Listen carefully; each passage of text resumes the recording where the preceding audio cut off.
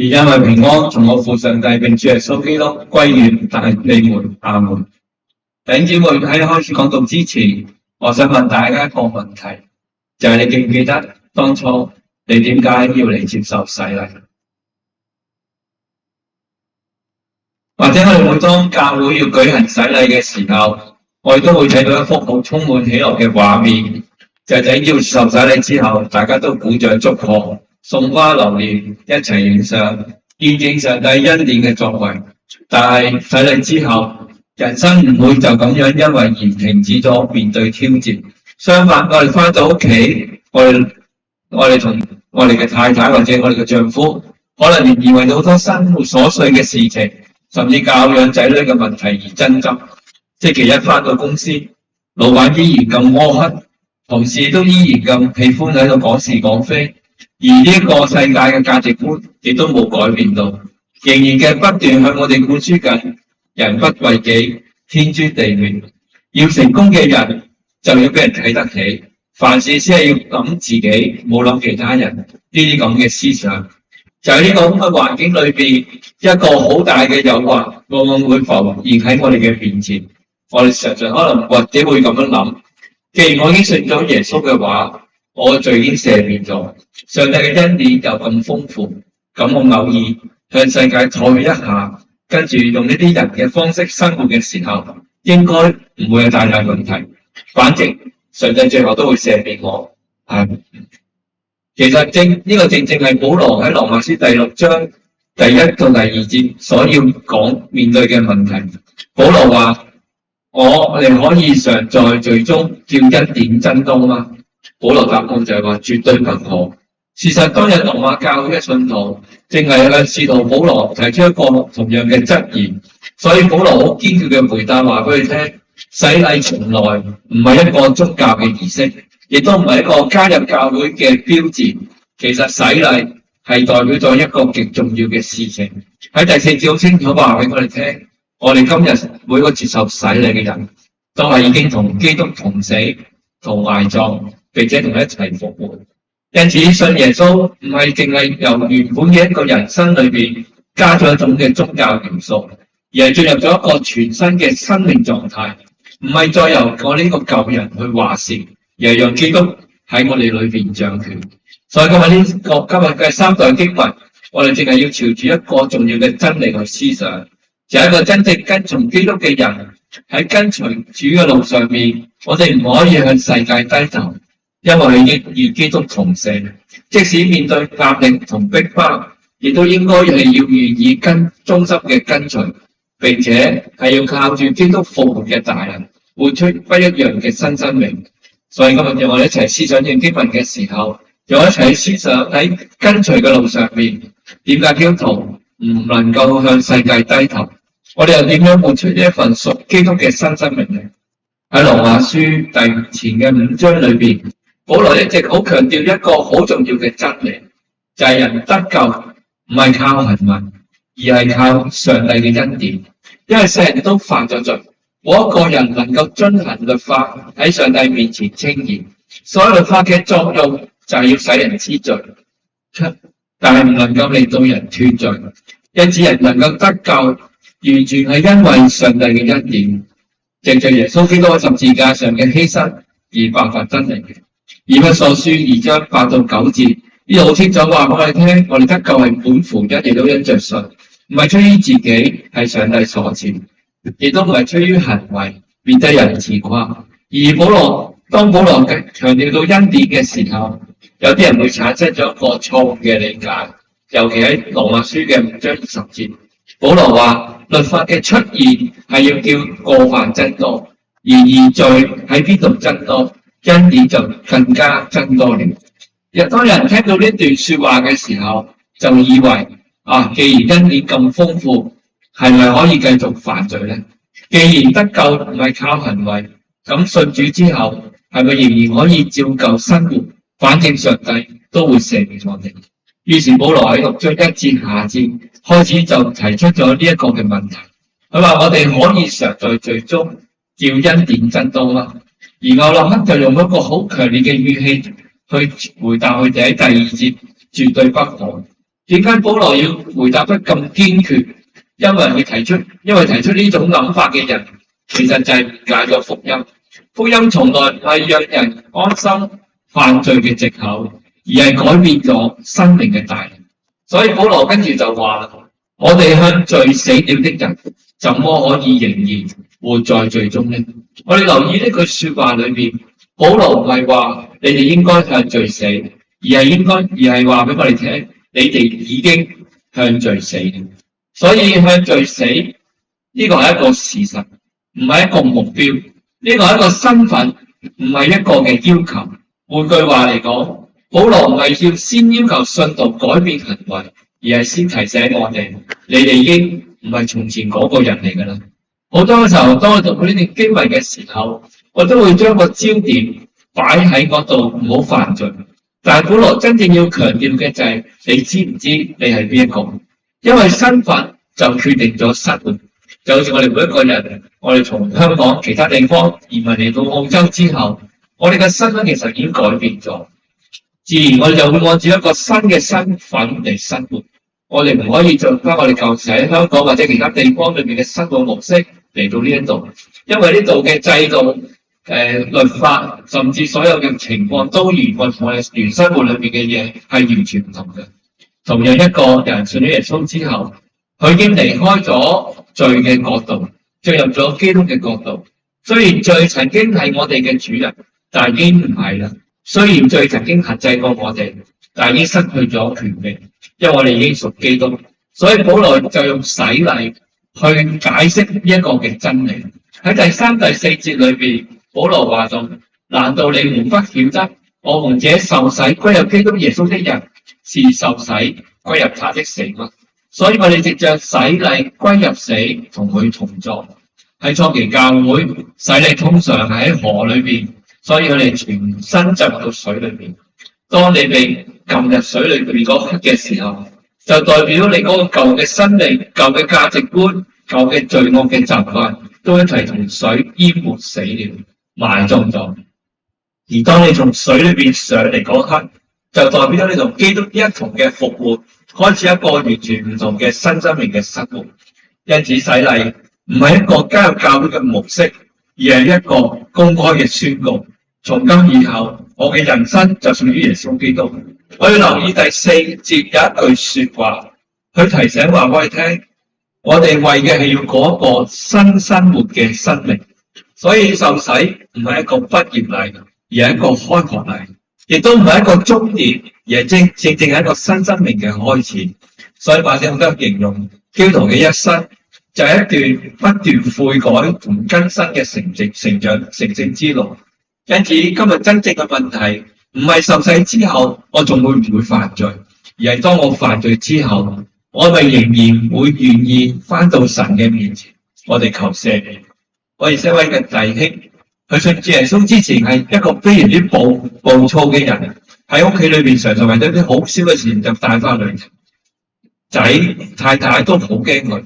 當佢信主耶穌之後，佢冇立刻嘅改變佢自己，成為一個好完美嘅人。佢仍然會嬲，仍然會發脾氣，甚至偶爾會失控，令到成家都好擔心。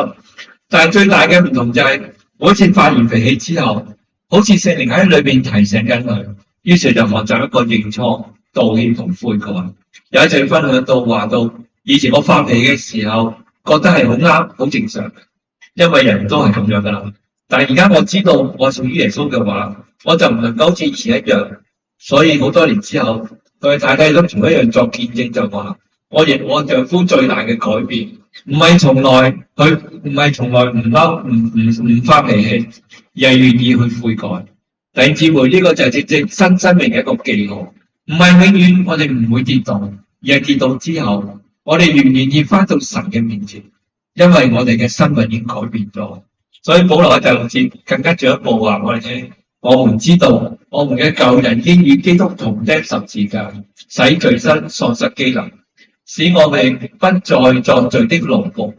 喪失機能呢個字喺原文嘅就係一種失去能力、失去權柄嘅意思。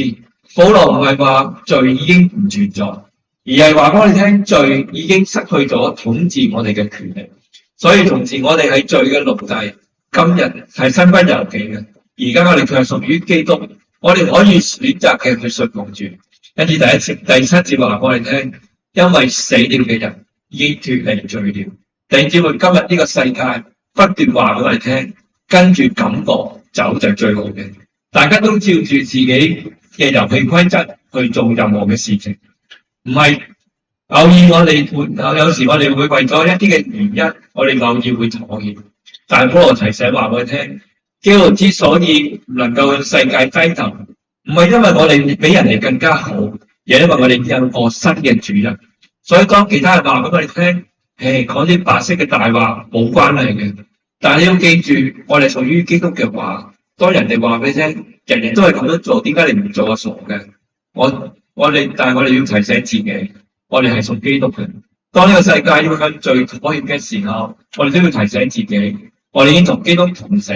我哋唔係再係罪嘅奴僕。因此我哋唔係靠自己嘅意志力同罪搏鬥，而係每日記得自己嘅身份，我哋已經與基督同死，我哋已經屬於基督。所以跟隨主嘅道路上面，我哋唔需要向罪低頭，亦都唔需要向世界妥協，因為我哋唔係再係罪嘅奴僕，我哋屬於神嘅人。所以當我哋清楚咗呢一點之後，我哋就要繼續去思想另外一個嘅問題，就係當一個人決定咗唔再向罪低頭嘅時候，而佢要按住基督嘅心意生活嘅時候，好快我哋可能就要面對一個好現實嘅問題，就係當我認真跟隨耶穌嘅話，呢個世界究竟會點樣睇我呢？今日好多人以為信耶穌之後，人生就應該係變得更加順利。但聖經從來冇咁樣應許過。正如我哋唱過一首詩，神未曾應許。相反，當我哋嘅價值觀開始改變嘅時候，當我哋選擇誠實、聖潔同埋信服神嘅時候，我哋好容易就同呢個世界產生咗張力，因為世界所追求嘅往往係同神嘅心意係不一致嘅。所以今日透過兩段經文，正好讓我哋去睇到呢一個屬靈嘅現實。首先係耶利米書嗰度嘅耶利米先知，耶利米係一個忠心傳講神話語嘅先知，但係佢嘅人生唔風光，反而係充滿住誤解、羞辱同埋逼迫。喺20章嘅第7節，佢甚至向神發出痛苦嘅呼喊。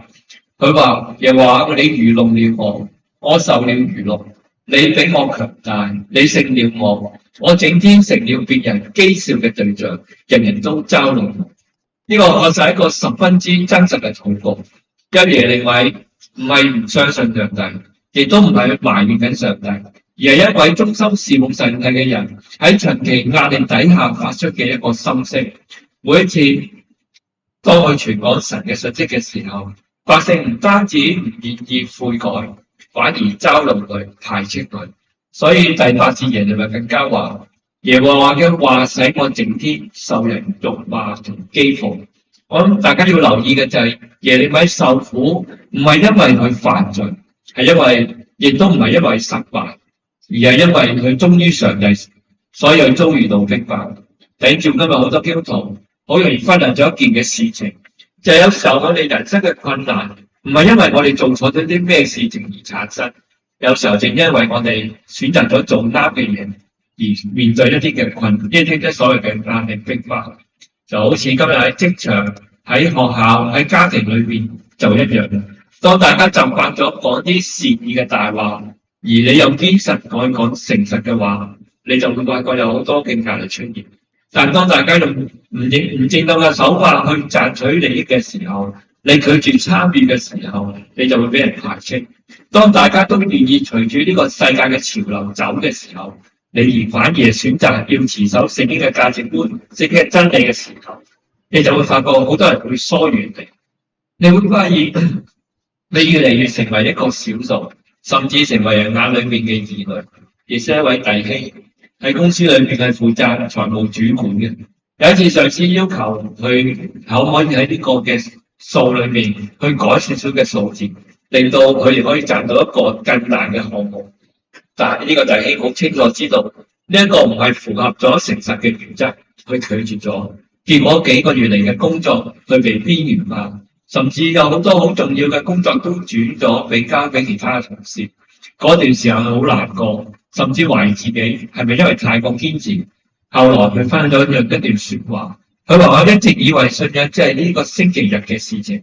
但嗰次我先明白，原來持守信仰真係需要付代價。呢個正正係耶利米嘅經歷，佢曾經灰心，亦都曾經想過放棄。但係第9節耶利米所講話話啫，佢話他的話就像火在我心中焚燒，被困在我的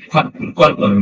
呢一個幾咁真實一句說話。耶利米唔係冇掙扎過，而喺掙扎裏面而選擇忠心，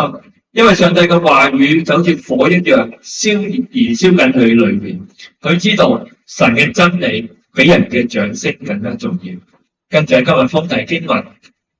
耶穌喺馬太福音第10章，亦都喺度講出同一樣嘅真理。佢話學生不能勝過老師，奴僕也不能勝過主人。意思非常之簡單。如果連耶穌基督都曾經被拒絕、被毀謗、被迫害，門徒又點能夠期待自己可以完全唔受反對呢？因此耶穌從來冇向門徒隱瞞過跟隨佢嘅代價，相反提醒門徒有一個心理準備，就係真正嘅門徒生活就係要往往伴隨住犧牲同埋挑戰。所以耶穌第32、33節就提醒佢哋話：凡在人面前承認我的，我在我天父面前也要承認他；在人面前不認我的，我在我天父面前也要不認他。弟兄姊妹，今日我哋最大嘅試探，好多嘅時候唔係我哋係唔係公開認耶穌，而係選擇沉默。有好多時候明明知道真理喺邊度，我哋驚人嘅眼光，我哋唔堅持。有時明明知道神唔中意某啲嘅事情，但係為咗我哋唔想得失朋友，或者保持呢個關係，我哋會放棄。有時候明明知道自己係基督徒，但係害怕就驚俾人哋標籤，又唔敢承認自己基督徒。呢啲都係現代基督徒常常面對嘅掙扎。因此耶穌進一步喺第38節話我哋聽：凡不背起自己的十字架來跟從我的，也不配作屬我的。今日十字架或者對一啲朋友嚟講，可能係掛喺個頸上邊一啲嘅飾物，但耶穌嘅時代，十字架係代表咗羞辱、犧牲同代價。換句話嚟講，跟從主從來就唔係一條容易嘅路，而係一條值得，但佢係值得一條走嘅路。就正如當尼尼微被人攻擊、被人嘲笑嘅時候，佢最後仍然發出一個信心嘅宣告，就係話：但耶和華與我同在，像一個威武可畏的勇士，因此逼迫我的都必跌倒，不能得勝。弟兄姊妹，呢個亦都係今日屬神兒女嘅一個盼望。神從來冇應許過我哋唔會遇見困難，但應許喺困難裏面同我哋同在。佢都冇應許過世界一定會接納我哋，但係佢應許過，佢永遠都唔會撇下我哋成為孤兒。因此喺跟隨主嘅道路上面，我哋唔好因為怕人嘅眼光而向世界低頭，唔好因為怕失去咗利益而放棄真理，亦都冇因為一時嘅孤單而離棄咗主。因為所跟隨嘅主，正係嗰位曾經走過十字架道路嘅主。既然佢曾經為我哋忍受羞辱同埋苦難，今日我哋亦都應該願意為佢忠心到底。即使世界唔明白，即使人哋唔認同，我哋仍然能夠靠住主站立得穩。因為真正決定我哋嘅價值，唔係世界嘅掌聲，而係耶穌嘅應許。所以嚟到呢一度嘅時候，或者人會問一個問題：如果跟隨主真係有代價嘅話，如果堅持信仰唔係一定換嚟掌聲，甚至可能會遭遇誤解、損失或者逼迫，咁我哋靠咩力量可以繼續走落去呢？事實上呢個唔係每一次持守真理都會一定睇到美好嘅結果。有時候我哋可能好似耶利米一樣，喺忠心事奉裏邊仍然帶住傷痕，甚至歷代嘅唔少宣道者，最終都要擺上生命嘅代價。因此問題唔係淨係我哋要唔要跟隨主，而我哋點樣能夠一直嘅跟隨落去。有好多時候我哋明明知道係啱嘅，但我哋做唔到。明明知道要饒恕，我哋總係放唔低啲仇恨。明明知道唔應該喺呢個世界妥協，但我哋常常就喺教會面前跌倒軟弱。保羅明白我哋嘅掙扎，所以第6章嘅8至11節，保羅俾咗2個好重要嘅屬靈嘅秘訣我哋。第一個秘訣就係算自己係向罪死嘅，向神係活嘅。喺第11節，保羅好清楚提醒話我哋聽，我哋係要向罪死，向基督活。算自己呢個字喺原文嘅聖經裏邊係有計算、確定或者確信嘅意思。呢個表示到我哋看自己唔係自我催眠，亦都唔係假裝自己冇軟弱，而係按照上帝已經成就嘅事實嚟睇自己。例如一個人，佢個銀行戶口裏面有1萬蚊，就算佢唔記得咗都好，呢筆錢仍然係存喺銀行裏邊。但係佢以為自己係冇錢嘅人，就唔敢去再用呢一筆嘅資源。同樣基督徒已經擁有基督所俾我哋嘅生命，但係我哋仍然會喺舊日嘅思維裏面嘅時候，以至我哋每一次跌倒嘅時候，我哋成日都話：我就係咁樣嘅人，我永遠都改唔到嘅。我信耶穌咁多年都係冇用嘅。然而保羅提醒我哋唔好再用過去嘅失敗定義自己，而係用基督裏面嘅新生命嚟睇自己。因為你已經唔係罪嘅奴僕，而係神嘅兒女。你已經與基督同死，亦都與基督同活。我曾經聽過個姊妹咁分享見證，佢從小喺一個家庭裏面，係一個好充滿住彼此喺度批評，你鬧我鬧你嘅家庭裏面，所以長期會喺一個自卑嘅裏面。即使信耶穌之後，佢仍覺得自己好冇價值。所以當每一次失敗之後，佢覺得自己係一個好冇用嘅人。直到一次查經嘅時候，佢讀到呢節經文，佢開始學習到從上帝嘅眼光去認識自己。所以當每日禱告嘅時候，提醒自己，我唔係被遺棄嘅人，我係主所愛嘅人。慢慢嘅生命就改變咗。所以唔係因為環境改變，係因為佢對自己嘅認知改變咗。頂住好多時候，我哋最大嘅戰場唔係喺外面嘅環境，而喺裏面嘅思想。撒旦不斷提醒我哋過去嘅失敗，但係上帝卻提醒我哋，你已經係一個新造嘅人。因此向神活嘅第一步，就係要我哋每日憑信心認定自己喺基督裏面嘅身份。跟住第二個嘅秘訣，保羅喺第8到第9節，佢話：我們既然與基督同死，就信也必與他同活。我們知道，基督既然從死人中復活，就不再死，死也不再限制他了。我哋留意嘅保羅嘅焦點，唔係擺喺度話俾人聽，我哋做咗啲乜嘢，而係基督為我哋做咗啲乜嘢。真正改變生命嘅，唔係人嘅決心，而係基督復活嘅大能。好多時候，我哋以為屬靈生命就係靠意志力，於是努力一啲，克制一啲，忍耐一啲，但係結果往往都係失敗之後又加上灰心。所以保羅提醒我哋，基督徒嘅生命唔係靠自己撐出嚟，而係靠復活嘅主活喺我哋裏邊。因為當耶穌從死裏復活嘅時候，佢已經勝過死亡，勝過罪惡，勝過撒旦嘅權勢。今日呢位復活嘅主藉着聖靈住喺我哋嘅裏邊，所以我哋唔係孤軍作戰，而我哋喺基督裏嘅能力裏邊爭戰。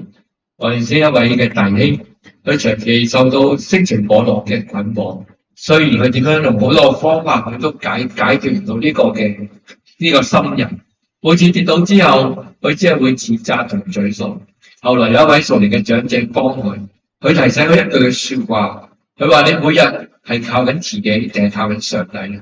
呢句話深深嘅觸動到佢。嗰日開始，佢就好堅定嘅要穩定嘅禱告生活，將自己嘅軟弱帶到神嘅面前，更加穩定姊妹做嘅禱告，彼此守望。佢唔係再單靠自己嘅意志力去掙扎，而係學習依靠主。多年之後，佢再睇翻轉頭嘅時候，佢見證嘅話，真正改變嘅我嘅唔係我嘅決心，而係神嘅能力。呢個正正係保羅所要表達嘅真理。真正嘅得勝唔係靠人嘅努力，而係靠基督復活嘅大能。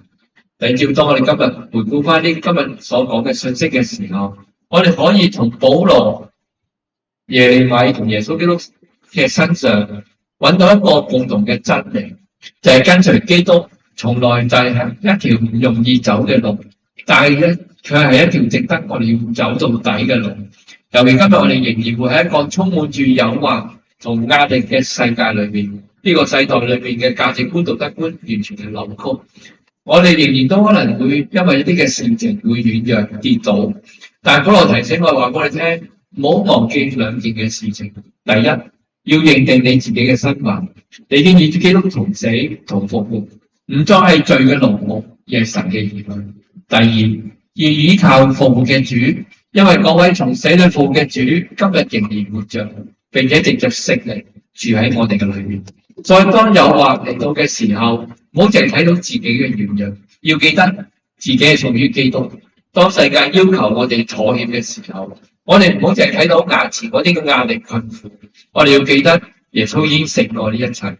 當我哋跌倒嘅時候，我哋唔好停留喺失敗裏面，我哋要再次返到神嘅面前，因為所跟隨嘅唔係一位已經死咗嘅耶穌，而係一位復活掌權永遠活着嘅救主。因此喺跟隨主嘅道路上面，我哋唔單止向罪死，更加要天天嘅向神。我哋唔單止要拒絕向世界低頭，更加要靠復活嘅主嘅大能按手前行，因為我哋已經與基督同死，亦都與同佢一同復活。願主幫助大家，我一齊低頭禱告。天父，我哋感謝你，因為你俾我哋一個豐富嘅生命。我哋知道今日我哋每一個信你嘅人，我哋都已經與你同死同埋葬。求你教導我哋點樣喺我哋生活裏邊，能夠活出新人嘅樣式，以致我哋能夠真係將舊人嘅樣式完全嘅去埋伏喺主你嘅十字架底下。求你教導我哋能夠靠住你嘅能力去克勝生活嘅誘惑。我哋知道呢個每日嘅生活裏邊都好多挑戰，好多嘅掙扎，但我哋願意嘅就係信喺你裏邊，因為只有你先能夠令我哋得着生命嘅報復。求你繼續帶領我哋姊妹，俾佢能夠懂得點樣過一個你喜悅嘅生命。嚟到教會主耶穌得勝嘅名字祈求，阿們。